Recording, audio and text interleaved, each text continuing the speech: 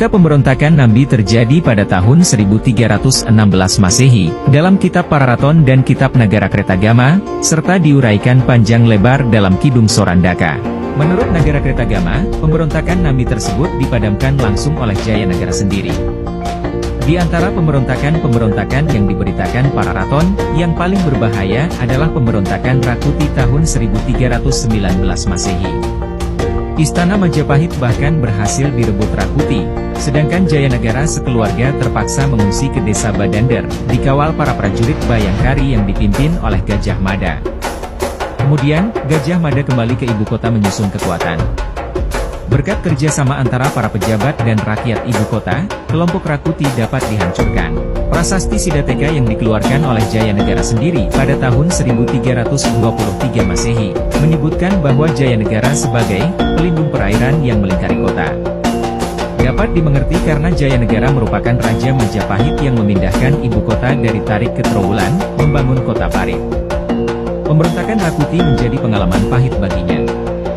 Keraton Majapahit oleh Sri Jayanagara dibangun benteng luar berupa parit atau sungai yang melingkari istana di kota Raja Trowulan. Sejak itu kota Raja Trowulan tersohor sebagai kota parit.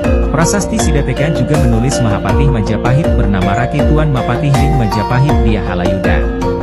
Pada tahun 1328 Masehi, 9 tahun setelah pemberontakan Rakuti, Jayanagara mati di tangan Ratanca, seorang pelantun syair yang sering diminta menghibur Sang Prabu.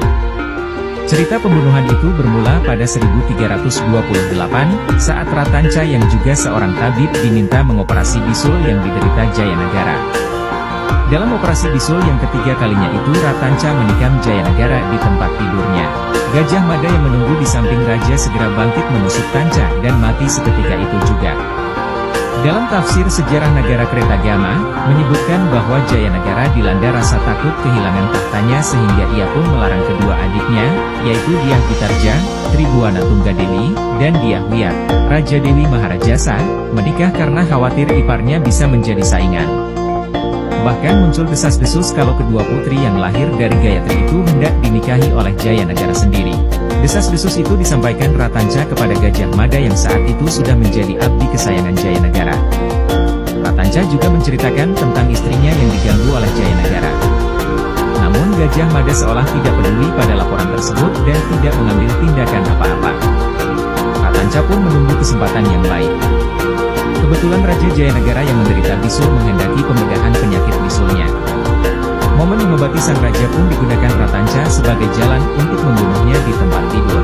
Jayanagara didarmakan dalam Candi Senggapura di Kapopongan dengan arca di Antawulan. Gapura Paduraksa Bajang Ratu kemungkinan besar adalah gapura yang tersisa dari kompleks Senggapura. Jayanagara meninggal dunia tanpa memiliki keturunan. Oleh karena itu, tahta Majapahit diteruskan oleh Ibu Suri Gayatri sebagai satu-satunya istri Raden Wijaya yang masih hidup. Namun karena Gayatri telah menjadi seorang biksuni, kekuasaan Majapahit jatuh pada putri sulungnya, yaitu Dyah Pitarja yang bergelar Tribhuwana Wijaya Tunggadewi.